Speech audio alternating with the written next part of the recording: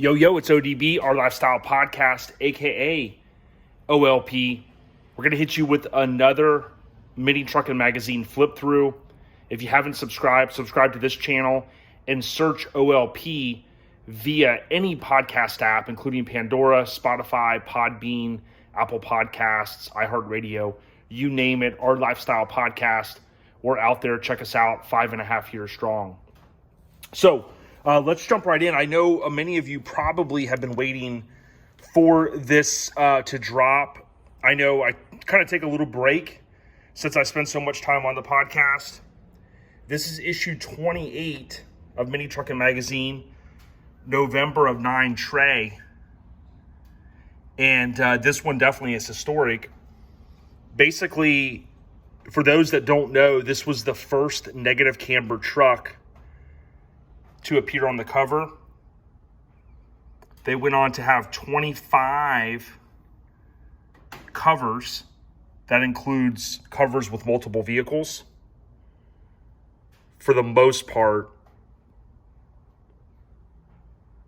25 covers. And Courtney shot this one of his 16 credited covers, which is definitely important. Rest in peace, Courtney Halowell, the OG. Let's jump right in. Now, I want to give a huge shout out to Scraping the Coast, our title sponsor, part of Custom Car Show Productions. Hopefully, we'll see you down in Biloxi. It's the last weekend in June. Really kicks off the week that's going to lead into 4th of July weekend. But the weekend before 4th of July, 25th, 26th, 27th? That weekend, Friday, Saturday, Sunday. Come check us out in Biloxi for Scraping the Coast. Now, the pages on this one are awesome. I mean, really thick. This is a near mint copy. I've had a copy of this one for a long time, but I recently replaced it with this copy. I'll talk more about that. So our own Courtney, quote, "Can I please borrow your camera?" from Brian. And that was always the little kind of gag that they would put for the cover. Halowell takes credit for this month's radical cover shoot or shot featuring Jendro's Chop Top, also known as Toxic Toy from San Diego, Cali. Insert photo, 7th annual Cal Truck Jam. Mike, me too, Brian, Shartsis. At this point, the magazine is still bi-monthly. Stillwell is still at the helm, which he will be for some time. You'll kind of see that as we continue to go. Now, this is issue 28, as I mentioned. Never really look at the volumes, all that stuff. I've mentioned it many times before. It's very confusing. So I just go by the numbering system. And pretty cool. You see the hot bed dancing at Cal Jam. Man, Mini Truck Showdown in Vegas was just recently. What was it, last weekend? And my intel is telling me it's going to be the same weekend next year. So come out to Vegas. I am going to book my tickets early as I can. Topless. And you see there it's volume 7, number 6 for those scoring at home, November 93. Just know it's issue 28. So obviously you're going to continue to see some of the same ads, Fast Freddy's, Suicide Swing.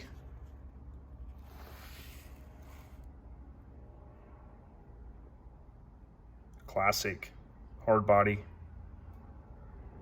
Cool colors. Man, it's great. Everything, I say this all the time, everything retro is coming full force. I've been waiting years for it.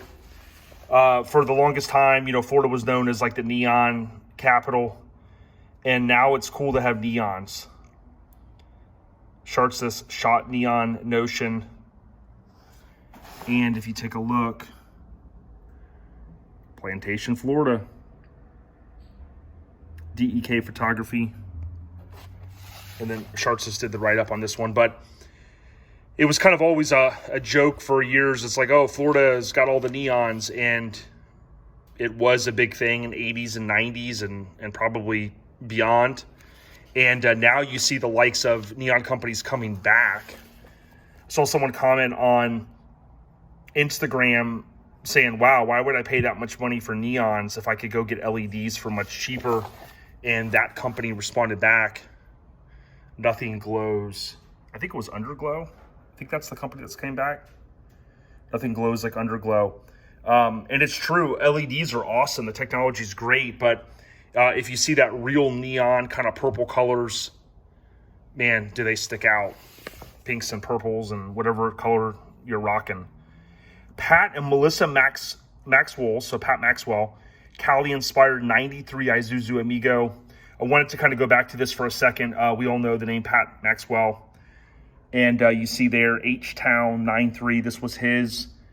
And at the very bottom, photography, Courtney and Shartsis. Guessing maybe at one of the early heat waves they shot it. So Pat's been around a long time. He obviously partners with his family to Lone Star Throwdown. And reminder, Lone Star Throwdown is every February. They just had their 10th annual, and next year is going to be the 11th. They do about 2,000 entries, and what's important is get in while you can. I debated last year on if I was going to have the time to really pull my Lincoln out there. And I debated and I waited. And by the time I was like, I think I'm going to do it. I'm going to take the Friday and, get the trailer all dialed in. About the time I was going to buy the ticket, they were sold out. So the good thing is with the 2K, you do have a little bit of time, but I think as that show continues to build momentum, they're going to sell out quicker and quicker. But they do give you some lead time as far as the 2K, which is fantastic. But we will hopefully be one of the first to report when those tickets go on sale. You can go to LoneStarThrowdown.com and see the countdown timer for the next year's show. So Texas Heatwave 4, you see Shartsis Custom Minis presents. Long, rich history with this one. You can see the famous banner in the background, Texas Heatwave there. The ladies for the bikini contest. A lot of rich history of mini trucking in the Lone Star State. As Bun B would say from UGK, straight out the Lone Star State.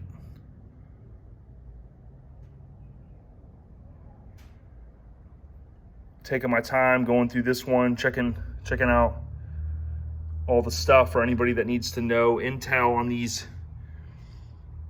issues. Thanks again for always coming back here. Many of you are continued supporters and subscribers and commenters. It means a lot.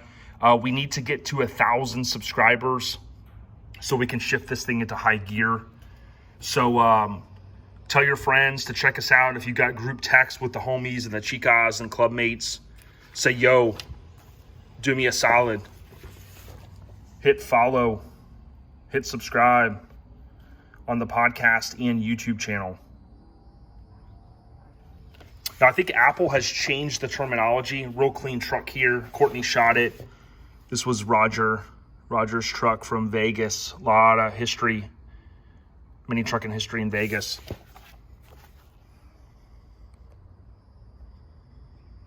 I think Apple changed their terminology. A lot of times you'll hear the term subscribe to a podcast.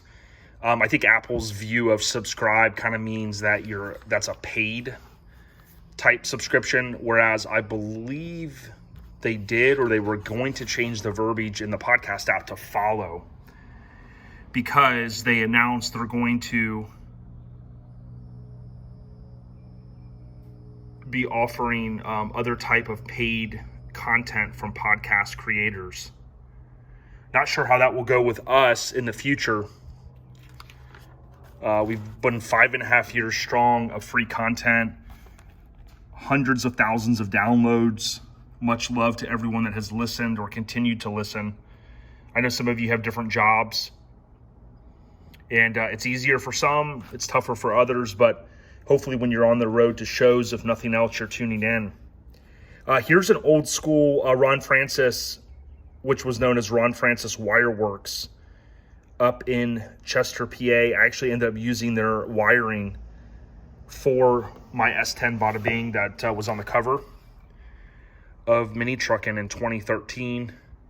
I actually found their company one night, early 2000s, mid 2000s maybe. Searching, trying to figure out, hey, how am I going to wire my S10 with the 4.3 that I had purchased? Always stressing about it seemed like. And found their company, and they're like, oh yeah, we're the Detail Zone and Wireworks. Kind of two different. Here's Mini Truckin Diary by Wyatt Strange. And they said, hey, we're like two different sides to our business. We've got the chassis wiring, we have the fuel injected side as well, and the rest is history. That was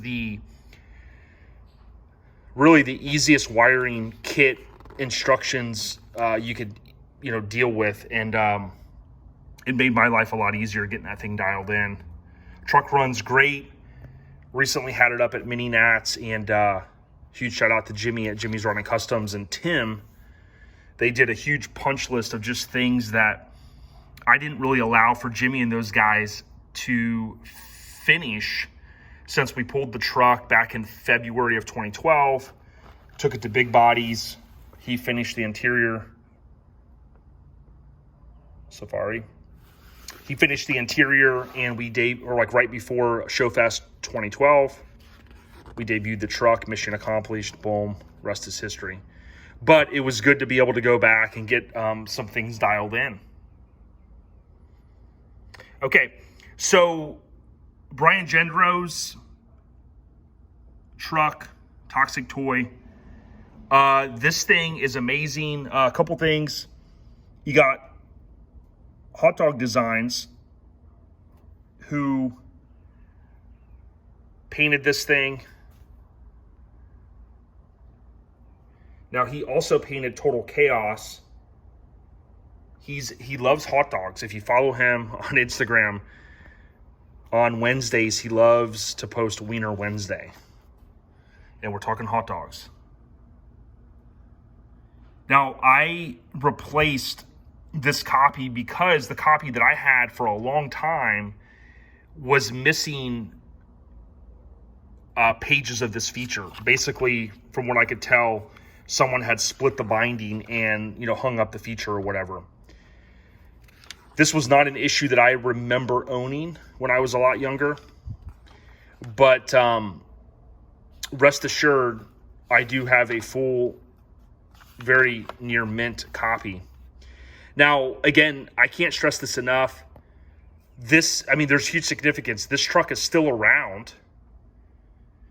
We've seen photos. Some of the guys I'm sure will pop in and know exactly who actually owns it now. I remember seeing Jendro has two Instagrams. I think one that he's more active on. We've tagged him in both. But Brian Jendro, obviously the legend. If you don't know his name, you definitely need to do your research. Go back, listen to the podcast. Straight up and down. A true OG. You see Pete Finland's name there, Hot Dog Designs. I cannot stress enough the significance of this because, again, it was the first NC truck on the cover. And to go on and have 25 covers from one of the biggest, baddest clubs, started in 9 Deuce, just like the club that I'm in, Severed. It's truly a testament to how awesome of a club that is. Now, I just happen to have this handy. I didn't put it away yet. Pete also painted this famous truck, which we featured on our shirt, Colorado Custom Wheels, Hot Dog Design Graphics. And you could buy these at a show. These are our aluminum signs. And huge shout out to Pete. Again, classic colors, so many mods on this thing. Even to me, like the kick panels, like back in that day, like when a lot of people would showcase the crossovers, you got the color match piece there. You got the trim that ties into the peach. This is back when he was at the chop shop or owned the chop shop. His name has come up many times. You can also buy the West Coast Influence DVD, which is a mini truck inspired DVD. You can go to minitruckfilm.com, and Brian is featured, as he should be, in that as a spokesperson really for the scene. Truly an OG. We'd love to have him on. We've talked to him in the past about coming on. If anybody knows Brian, I know Tim, some of you guys from Florida, hit up Brian and say, yo, let's make it happen. So you see here, I always like looking at this. So you got mini truckin, sport compact car, and some of the different companies and publications that would sponsor a show. And I mean, imagine, back then sponsoring a show, you basically have your logo in a magazine. How cool was that? SCMTC, Southern California Mini Trucking Council, for those that don't know. We got to talk more about them in the future. So Topless, seems like I've talked about this before. I think there was a few features named Topless. I started the Instagram Live Life Topless for my love of roadster / convertibles, whether it be cars, trucks, K5s, Lincolns, which you guys know I love. I know Redden recently did a topless shirt for his brand. Pretty cool stuff. Can't say that I'm not going to do one in the near future. We shall see. We got some things in the works, man. So freaking cool. Speaking of that, right now we've got our Back to the Future shirts on sale, pre-sale. Expected to ship in about 4 to 6 weeks, hopefully less. We'll debut those at Scraping the Coast. If you're going to be there, use the code STC 2021 for free shipping. You can do what I call in-store pickup, aka at show pickup. Knock off the shipping. This is Truckin Showtime Ozarks Nationals, and if I remember correctly, this is the show. Of course, Truckin put it on, but they you saw the ads and other issues, and I've kind of called that out. They had different states that they were going to. Very similar to what Street Trucks is doing right now. StreetTrucksMag.com. You can find out more information about some of their shows, and they're offering cash rewards. So pretty cool stuff. Love seeing these old ads. Ground effects on this one, I never minded. I said, not too bad. For some reason, that kit just never did it for me. Not saying if that thing didn't pull up at a show right now, I wouldn't be going, damn, that looks cool. Nostalgia, all that. Just personal preference. Thing's pretty damn low. Tilt beds on the rise. Now this weekend, coming weekend, we're going to be at Made of Steel, which is in Dover, Florida. I think it's I want to say 7th annual. Don't be slipping. Get out there. I see you guys. I know who's coming. I know who's going to be at home sleeping. Time to wake the F up and get out to Dover. May 14th, that Friday, is a pre-party. And all day Saturday. So really a one-day show with a pre-party with live music, food vendors, ice cold lemonade vendor. I talk about that all the time. So 90 faux, that's what year my S10 is. I love the faux. I got a 6 faux Lincoln and a 9 faux dime. And this is kind of leading up to obviously the launch of the 94. Remember, Mike Self wrote about the 94 S10 in Street Trucks in his column. And he kind of talked about how it was the last of the, I don't know, old school, because you didn't have an airbag this year. It didn't have all the kind of newer safety features, a little bit more watered down. You can see right there where you had your headlight deal. I remember that in my truck. My truck was a base model. Didn't even have carpet in mine. But you can see here, I still have my gauge cluster. My gauge cluster wasn't even that nice. You got the watered down radio. I had a similar air condition control, but my truck didn't even have AC. Ended up having an aftermarket AC installed when I bought it. Papa Smurf helped me get it. Starting college, and I was like, damn, I need some AC. I need some Freon poisoning. And boy, did that aftermarket AC do it, with the exception of a few vacuum line that would pop off. Had no idea how to fix it. I would have to take it back, and they would go, oh, just a line popped off. Okay, can you show me how to do it so I don't have to come in here next time? It's all within warranty, so I never had to pay. But, man, that only lasted a couple of years, because before you knew it, it was being body dropped, and we body dropped it. Matt Torgerson originally body dropped my truck, and it was on 17s, and he kept the AC, which was kind of an unheard thing of at that time. You see Stage 1 Customs there on the windshield banner. But body dropped on 17s with AC. He modified the AC box, so that was pretty cool. Remember driving the shows and, man, having, you know, being body dropped, cruising, truck rode great. And had the Freon poisoning. Of course, you guys know that's a joke. Freon poisoning, if you listen to the podcast, that's something, there's a backstory to that my dad would say, Freon poisoning. Maybe one day I'll share some more of the details on that, but it's a funny story. My dad worked as a phone man for many years. And just like Biggity Mike the Mayor today has no AC in his mail truck. That's right.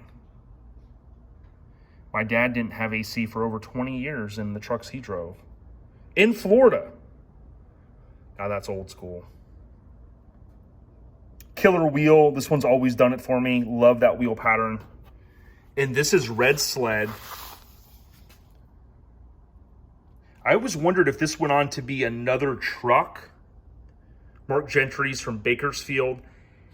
Always had a feeling on what this one became, but don't know for sure. If you happen to know, or if this was just what it ended up, you know, red Sled, comment below if you happen to know.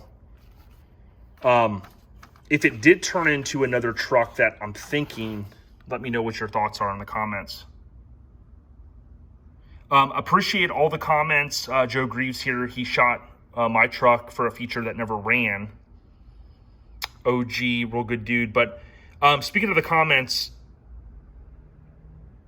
thanks to everyone that you know, like occasionally we'll pick up a viewer, and there was a long comment a guy left the other day, and you know, he talked about being into mini trucks back in the day, and you know, he had started buying the magazine like 93, 94. These videos were bringing back memories. He unfortunately, I think he said that he had to throw out all of his early mini truckins, like many people, and he still has a bunch. But you know, I always loved, you know, seeing the personal stories and experiences from people. He's actually said he's going to be building the Mazda. I forget his name, but I commented back on one of our last videos. And, you know, always appreciate the time that you guys take. Some of these I feel like are too long. But at the same time, I don't want to rush through because it might be something you guys want to see. Check that style out, man. All drop. What?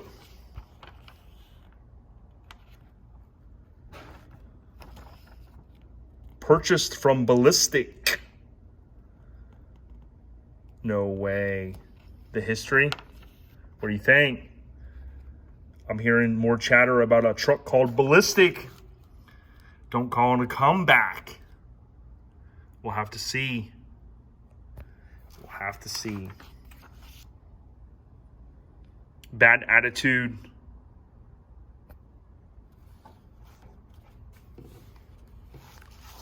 By Shartsis. Ford Ranger. Again, maybe not my style overall, but definitely nice throwback. So we're going to wrap this one up here pretty quick. West Coast Nationals. That Mazda dough. Convertible, live life topless, extra cab. Killer.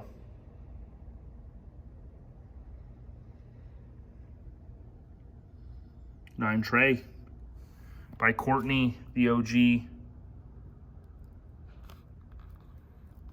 The following are not permitted on the fairgrounds. Under construction, that tilt hood, suicide doors.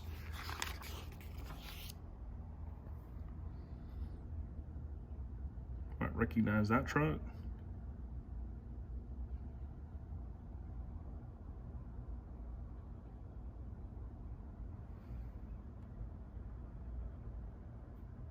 Trophies have changed. White socks no longer. White shirts hardly ever. Mud games, club games in the mud. Stage 1. We've talked about their history, of course. Man, if you want to go back and listen to the older episodes, download Podbean. Boom. Chop chop. Cover. Boom. 2 photos in the same show coverage. Download Podbean, go back and check out the older episodes. We've had many of the OGs on. Lifted Mini, this thing is killer. Courtney shot it. H-Town, again, probably shot at or after or during Texas Heat Wave. This year marks the 20th anniversary from when I went to Heat Wave in 2001 at Dell Diamond Center, July of 2001. I thought I was going to fry. Got to hang out with Mitch Rawl, my homie, my brother, and also, thing is clean. Also got a chance to hang out with Bill Carlton. I rode into the show on Saturday in Carlton's 88 to 98 dually with an old friend named Russ. Russ took a photo too on his camera, non-digital of course, and I wish I could get that from him one day. He sat in the back, I sat in the front, staring at those Trends and Empire billet pieces. It was cool, man. Bill boss hogged his way right into the show, as Bill does. And it was kick-ass, great memory. Texas Heat Wave. 20 years ago, so I'll talk more about that as we move ahead in the podcast. I'll share some photos that I've never shared before. I took a lot of film, and what was ironic is all of the photos I took that year, when I got back, I took the film. I'd always take it to Sam's Club, get it developed. They developed it, I think, and duplicated everything. So instead of getting one photo, I got 2 or 3 photos per photo for some of them, and man, it made just a mess of trying to organize and all that stuff. But I do have a lot of photos. Some I've shared. Many, I'd say 90% I've never shared. So I'll be scanning those and sharing those as we get closer to July. But check out Our Lifestyle Podcast. Just like it reads there, Our Lifestyle Podcast. We have some of Matt Thompson's This Is Bad Idea. We have some of these left. Some hoodies, tank tops, t-shirts, but of course the new Back to the Future is on the rise. It's called Out of Air. Check it out, ourlifestylepodcast.com. ODB, on behalf of the mayor and I, we out you. Peace.